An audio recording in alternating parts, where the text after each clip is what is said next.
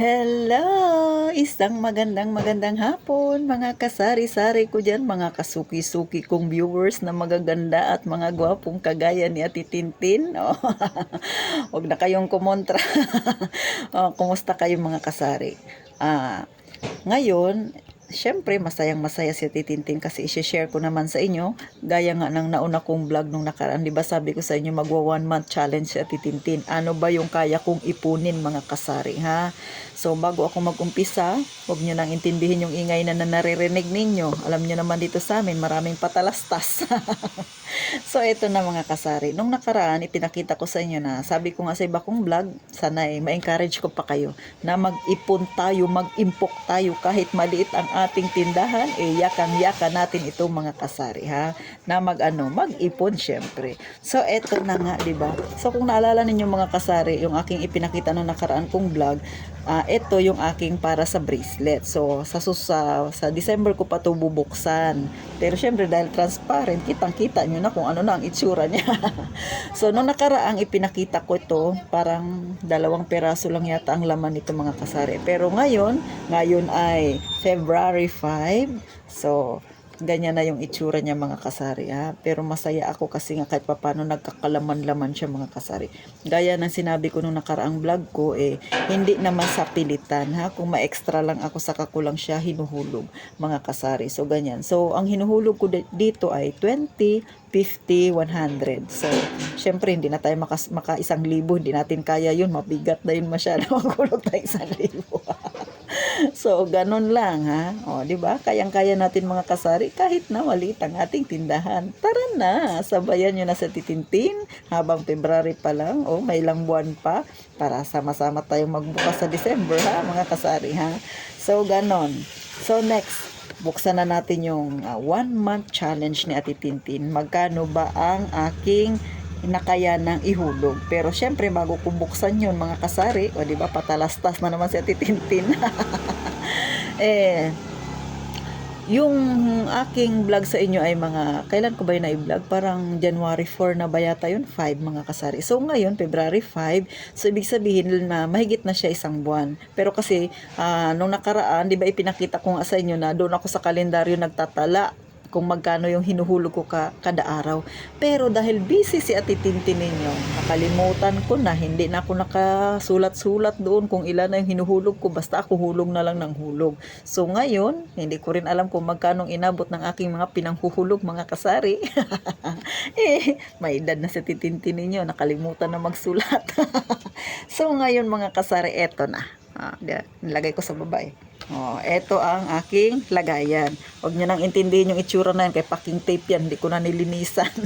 Ang mahalaga, malinis ang loob at syempre ang laman. Mga kasari, eto na, ha.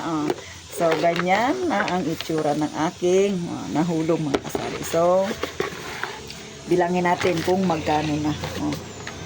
Tignan nyo, may palagay-lagay pa sa Titintin ng ganyan, kung magkano nang inabot kada araw, magkano, nakatinamad na ako, ha. Basta naghulog na lang ako, mga kasari. So bilangin na natin kung magkano ang inabot niya.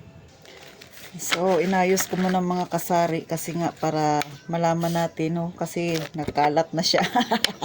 So bilangin ko muna siya. Ito ay okay na, naayos ko na siya. So 1, 2, 3, 4, 5, 6, 7, 8, 9, 10, 11, 12, 13, 14, 15, 16, 17, 18, 19, 20, 21, 22, 23, 24, 25. So 25 tapos 500. So eto na, mga kasari. February 5 ngayon. So mahigit na siya 1 buwan yung inipon ko. Pero mas marami talaga yung tagto 20, mga kasari. So mga kasari, ang aking naipon ay 1 buwan at 5 araw. Hindi pa 5 araw kasi wala pa akong nahulog, so 4 days pa lang, 1 month and 4 days. So inabot siya ng 7,350, mga kasari. Di ba? Hindi na masama.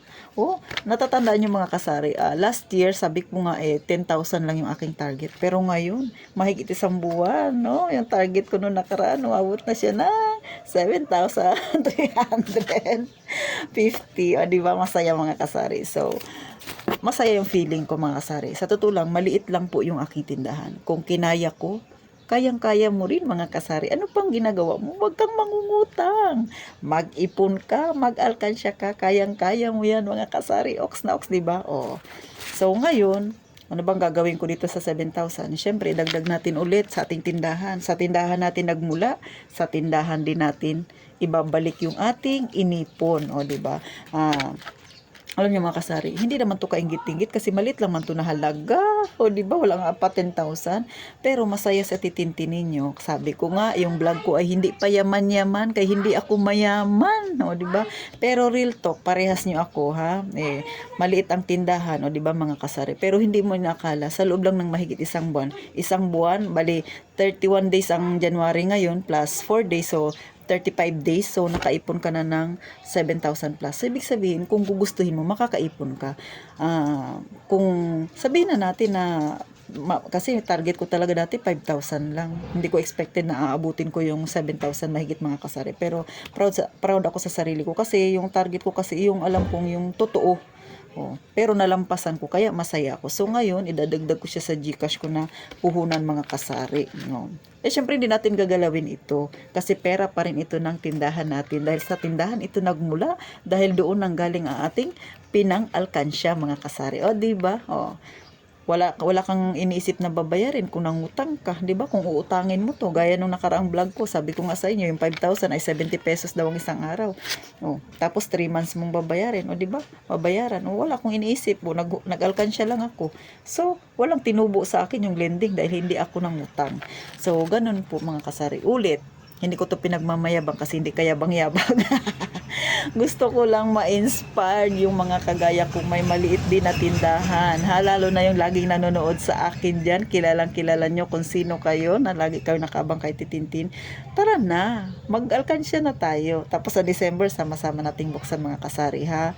Salamat po ng marami sa inyong panonood kay Titintin. Gusto ko lang sana maka-inspire ng mga kagaya nating may maliit din ang tindahan. Aminado po ako na maliit po ang aking tindahan at hindi kagandahan. Medyo maayos lang talaga ako mag-display kaya maganda siyang tingnan. Charot lang. So paano mga kasari ha? Sana po good vibes lang tayo palagi ha.